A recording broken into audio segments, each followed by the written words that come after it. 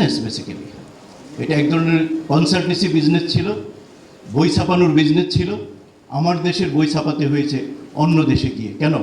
আমি কেন 100টা পাবলিকেশন হাউসকে ডেকে বললাম না যে তোমরা একটা কনসোর্টিয়াম করো এবং তোমরা আমাদের বই ছাপাবা?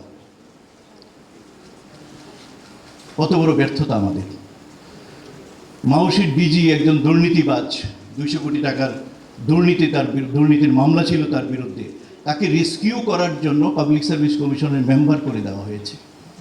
এর চেয়ে লজ্জার বিষয় আর থাকতে পারে না। এই কনটেক্সট নিয়ে কথা বললে ঘন্টার পর ঘন্টা বলা যাবে, আপনারা জানেন সেই কাহিনী।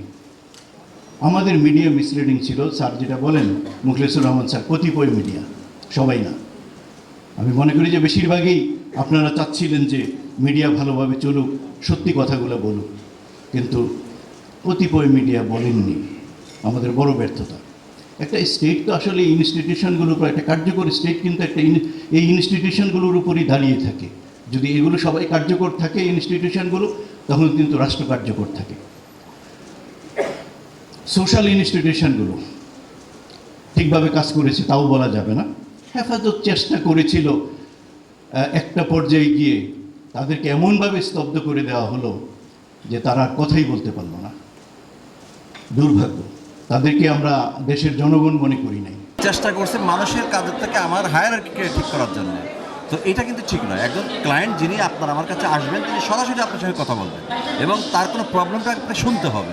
সুতরাং এই নতুন পরিবর্তিত বাস্তবতায় যদি কোনো সরকারি কর্মকর্তা বা কর্মচারী জনগণের আশাকাঙ্ক্ষার দিকে মনোযোগ না দিয়ে উনি শুধু নিজেরটাই ভাবেন এবং রাষ্ট্রের উপরে কে কী বললো, রাজনৈতিক দল কী বললো, এই চিন্তা করেন, তাহলে এই দেশ পরিবর্তন হবে না এবং নতুন করে আরও এই সে যে তরুণরা যে বিক্ষুব্ধের রাস্তা আনছিল, নতুন করে আরেক ধরনের বিক্ষোভ তাদের মধ্যে তৈরি হবে। আমরা আশা করি সেটা হবে না এবং যারা সরকারি কর্মকর্তা তাদের অনেক শিক্ষা হয়েছে এবং আমরা আশা করি আগামী দিনে যে পাবলিক সার্ভিস, সেই প্রত্যাশা পূরণে আমাদের সকলে এখন আসলে ডেডিকেটেড।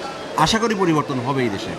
বিশেষ করে আগামী নির্বাচনে আপনাদের ভূমিকা কেমন থাকবে? নির্বাচনের থেকে আসলে একটা বড় শিক্ষা হয়েছে যে যদি আপনি রিটার্নিং অফিসার হিসেবে, ইউএনও ডিসি হিসেবে শুধু বস বলছে বলে আমি এই কাজ করেছি, তাতে করে কিন্তু কেউ পার পায়নি। যারা এই ধরনের ইলেকশন ক্রাইম বলতে যা বোঝায় অপরাধ করেছে আজ থেকে 10-12 বছরে, তারাও কিন্তু দেখছে সাফার করতেছে। সুতরাং আপনি রাইট টাইমে রাইট কাজটা করতে হবে। যদি আমার মনে হয় যে আমার বস আমাকে চাপ বা প্রেশার দিচ্ছে, প্রয়োজন আমি সেখানে সেই পর্যন্ত থাকবো না, অন্য পোর্টফোলিওতে কাজ করবো।